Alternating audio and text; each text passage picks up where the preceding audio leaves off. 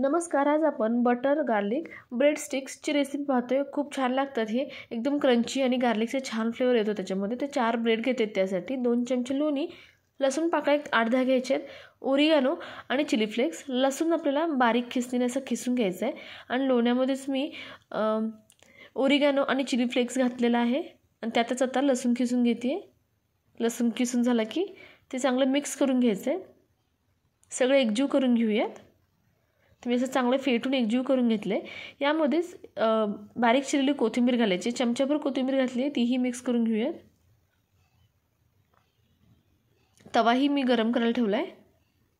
तर इथं bread slice, त्याच्यात तुम्ही 4ही कडा काढून घेऊ शकता, तर इथे मी कडा काढत नाही, मी तसंच ठेवलं आहे।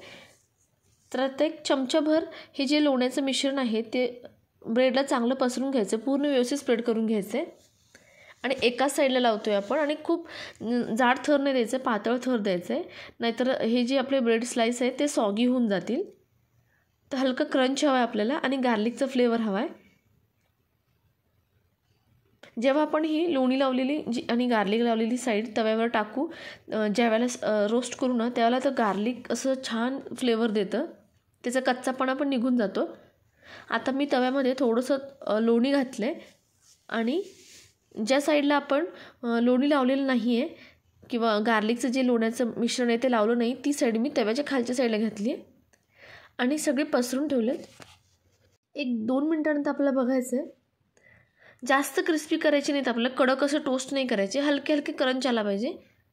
तर आता आपण बाजू पलटून ज्या साईडला लोणी आणि लसूण लावला आहे त्या साईडने आपण आता भाजून घेतो आहे। लसूणचा कच्चापणा निघून जातो आणि त्यांचा स्वाद छान उतरतो। तर आपण 1-2 मिनिटांनी किंवा थोडासा आपला फ्लेवर यायला लागला की बघायचं आहे, ते छान भाजलं आहे तर काढून घेऊयात। तर सगळे आपण काढून घेऊयात आणि हे तुम्ही तुमच्या आवडीचे कुठल्याही केचपसोबत सर्व करू शकता। रेसिपी आवडल्यास व्हिडिओ लाईक करा, शेअर करा, सबस्क्राईब